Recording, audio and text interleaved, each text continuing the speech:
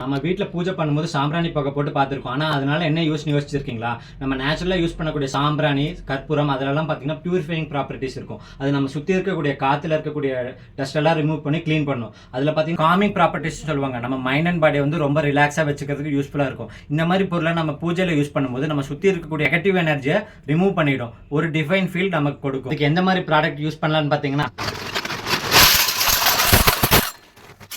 என் கையில் இருக்கிறது பார்த்தீங்கன்னா இரும்பு சாம்பிராணி கரண்டி, கலா இரும்பில் பண்ணியிருப்பாங்க. கேல்வனைஸ்ட் அயன், துரு பிடிக்காது, ரஸ்ட் ஃப்ரீ மெட்டீரியல். இது தண்ணி பாட்டாலுமே துரு பிடிக்காது. அதனால வீட்டிலலாம் பார்த்தீங்கன்னா நீளமாக முடி வச்சிருக்கவங்க, எஸ்பெஷலி உமன் பார்த்தீங்கன்னா அவங்க முடியை காய வைக்க ரொம்ப சிரமப்படுவாங்க. அவங்களாம் இந்த நேச்சுரலான சாம்பிராணி மெட்டீரியல் யூஸ் பண்ணி புகையை வர வச்சு அவங்க முடியை காய வைக்கும் போது இதில் தண்ணி பாட்டாலுமே துரு பிடிக்காது. அதனால பயப்படவே தேவையில்லை. யூஸ் பண்ணுறதுக்கு அவங்க முடியை ஈஸியாக வந்துட்டு ட்ரை பண்ணிக்க முடியும். வீட்டில் பூச்சி தொல்லை, கொசு தொல்லைன்னு இருந்துச்சுன்னா நீங்கள் சாம்பிராணி புகை போடும்போது கொஞ்சமாக நீம் லீவ்ஸ் இல்லை குங்கிலியம் பவுடர் இல்லை நீங்கள் ஆட் பண்ணிக்கிட்டு வீடு ஃபுல்லா நீங்க வந்து புகையை காட்டும் போது கொசு தொல்லை, பூச்சி தொல்லை எது இருந்தாலும் அதுக்கப்புறம் வராதுங்க.